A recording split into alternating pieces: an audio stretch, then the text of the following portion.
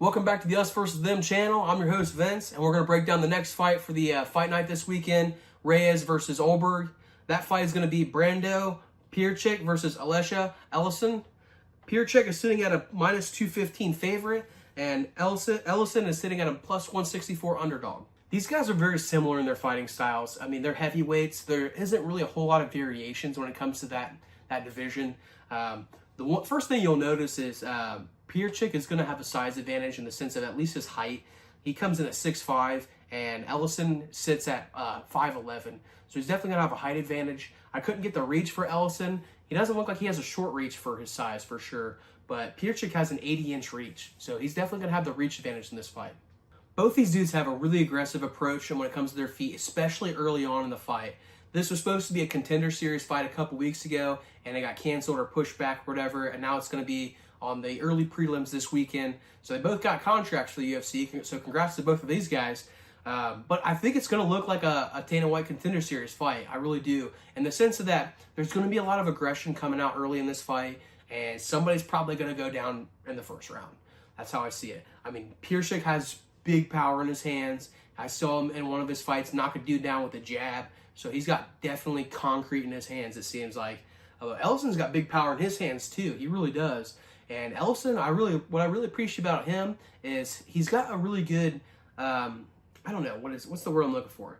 His fighting instincts are really good. That's what it is. In one of his fights I saw, he kind of getting a little bit of a scramble or something, that he throws a punch, kind of knocks the guy down a little bit, and he kind of just runs over and throws up a kick right to his face and just puts him to sleep.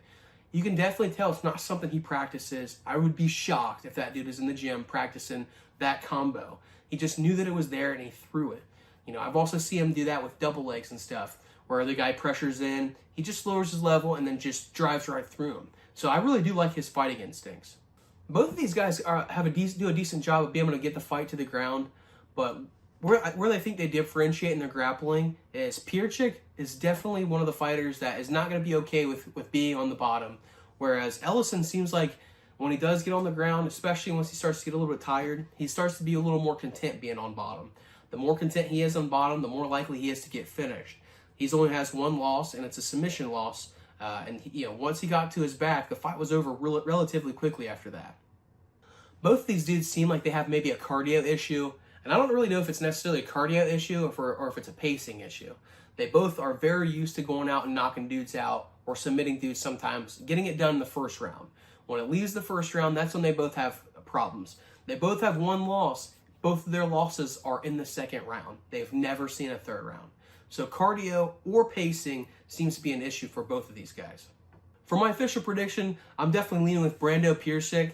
I feel really good about this pick. I think he just comes from a better fight camp. He's over at City Kicks Boxing with Israel Adesanya and Olberg, who we're going to see in the main event, and a bunch of other guys that you guys already know. So he comes from a really good fight camp. He comes from a fight camp where they're very used to getting guys prepared for UFC bouts. So I think that's going to really be in his favor. I also just think he's just a little bit more, better